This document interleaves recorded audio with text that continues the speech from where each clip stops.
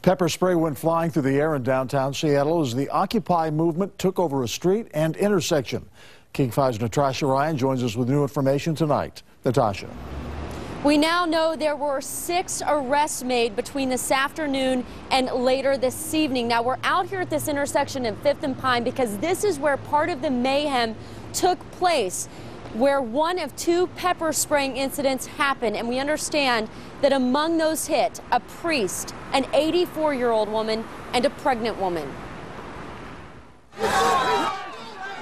Chaos erupts in downtown Seattle as Occupy protesters took over a major intersection. Police moved in with pepper spray.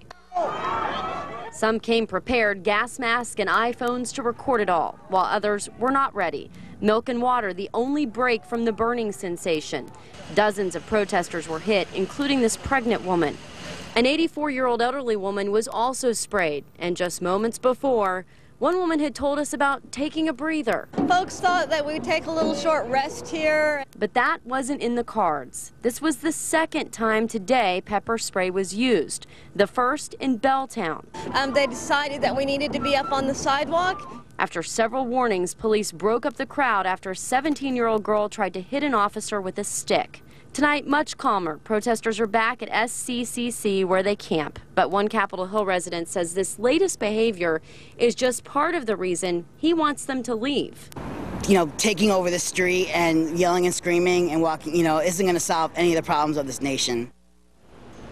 Now, there's been a lot of interest generated about this 84-year-old woman who was hit with pepper spray. We can tell you online tonight, a lot of emails, comments, sharing of her pictures. She says she's doing okay and credits not being trampled in the crowd because a war veteran came to her aid.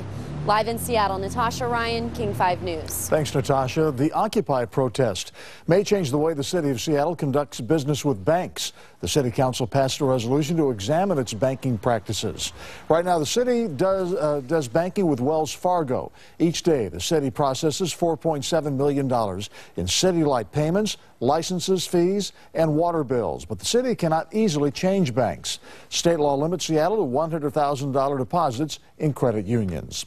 New York Supreme Court ruled the city has the right to clear out the place where the Occupy Wall Street movement started.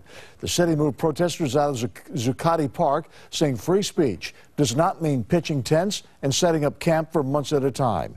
Demonstrators pledged to carry on elsewhere.